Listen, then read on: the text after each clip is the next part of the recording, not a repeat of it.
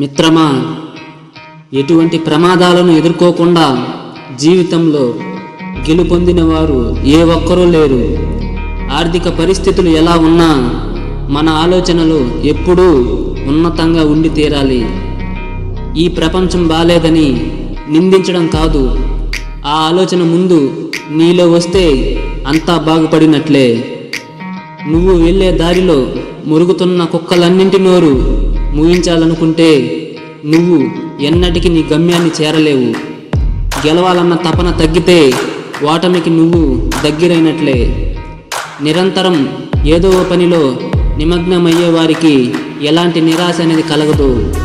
ధైర్యం అంటే ప్రమాదాన్ని లెక్క చేయకపోవడం కాదు, ప్రమాదాన్ని సరిగ్గా అంచనా వేయటం మరియు అధిగమించడం. ముందుకు వెళ్ళలేని ఏ మనిషి అయినా వెనక్కి వెళ్ళాల్సిందే.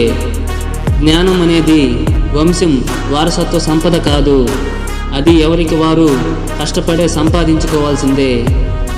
కదలకుండా కూర్చుంటే కళ కరిగిపోతుంది, ఆచరణకు పూనుకుంటే స్వప్నం సాకారం అవుతుంది.